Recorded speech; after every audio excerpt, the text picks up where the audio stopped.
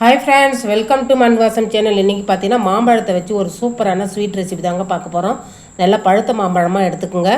இப்போ பார்த்தீங்கன்னா ஒரு அடிகனமான வானல் எடுத்துக்கோங்க. இப்போ நம்ம மாம்பழத்தை கட் பண்ணிவிட்டு இதால் தான் அளக்க போகிறோம்.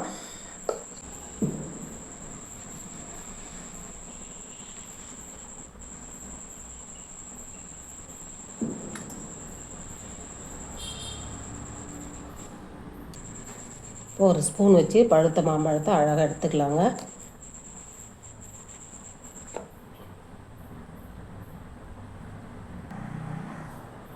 மாம்பழம் வந்து நான் ஒரு கப் அளவுக்கு எடுத்துக்கிறேங்க. இப்போ ஒரு மிக்ஸி ஜாரில் சேர்த்துக்கலாம். இப்போ அதே கப்பில் ஒரு கப்பு தேங்காய் வந்து தூவி எடுத்தாச்சுங்க, அதையும் சேர்த்துக்கலாம்.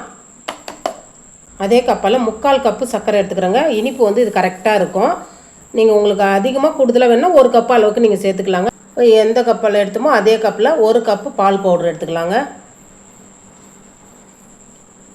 2 டேபிள் ஸ்பூன் அளவுக்கு நெய் விட்டுக்கலாம்.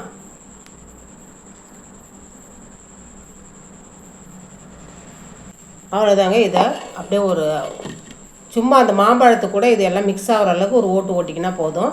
இதை போய் அரைச்சி எடுத்துன்னு வந்துடலாங்க. அவ்வளோதாங்க, அரைச்சி எடுத்துன்னு வந்தாச்சுங்க. இப்போ நம்ம வச்சுருக்கிற இந்த வானலில் சேர்த்துக்கலாங்க. நம்மளுடைய சொன்ன மாதிரி நல்ல அடிகனமான ஒரு வானல் எடுத்துக்குங்க. இதில் தண்ணி எதுவுமே சேர்த்து அரைக்கக்கூடாதுங்க. அவ்வளோதாங்க. இப்போ கேஸ் ஆன் பண்ணிவிட்டு கேஸில் வச்சுக்குங்க.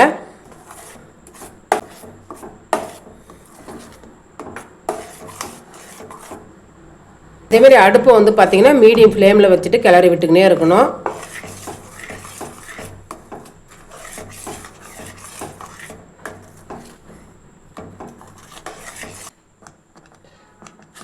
இப்போ 4 ஏலக்காவை நான் சர்க்கரை சேர்த்து பொடி பண்ணியிருக்கேங்க, அதையும் சேர்த்துக்கலாம்.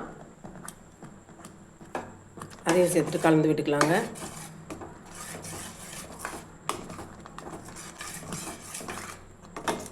தேங்காய் நம்ம சேர்த்துருக்கிறதுனால ரொம்ப நெய் தேவைப்படாதுங்க. இந்த அளவுக்கு திரண்டு வரும்போது நல்லா 1 டேபிள் ஸ்பூன் அளவுக்கு நெய் விட்டுக்கலாங்க.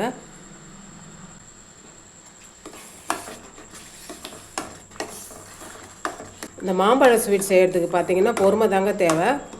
அடுப்பை வந்து லோ ஃப்ளேமில் வச்சுட்டு எனக்கு மேக்ஸிமம் பார்த்திங்கன்னா 15 நிமிஷம் வந்து ஆச்சுங்க இந்த ஸ்வீட் செய்கிறதுக்கு. லாஸ்ட்டாக 1 டேபிள் ஸ்பூன் அளவுக்கு நெய் விட்டுக்கலாங்க. டோட்டலாக 4 டேபிள் ஸ்பூன் அளவுக்கு நெய் விட்டேன்.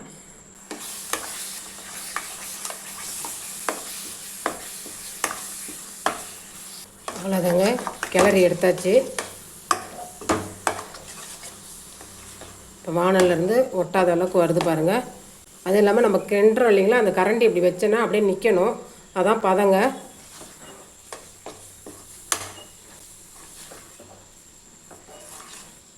இப்போ வந்து கேஸ் ஆஃப் பண்ணிடலாங்க.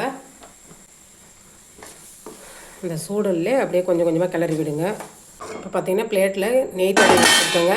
இப்போ இதில் சேர்த்து எடுத்துக்கலாம்.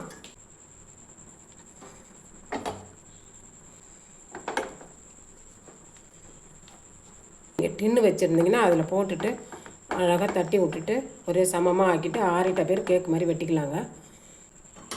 இது மேலே பார்த்தோன்னா கொஞ்சமாக நெய் தடவிட்டு இது மாதிரி தோசை திலுப்பு இருந்ததுன்னா அது மேலே அப்படி வச்சு தேத்துனீங்கன்னா கரெக்டாக சமமாக ஆக்கிடலாம், ஒட்டாமல் வரும்.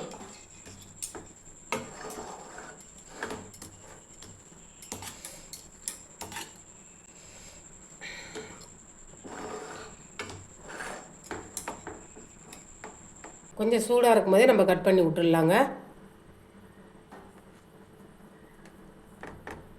நீங்கள் எந்த ஷேப்பில் வேணாலும் கட் பண்ணிக்கலாம்.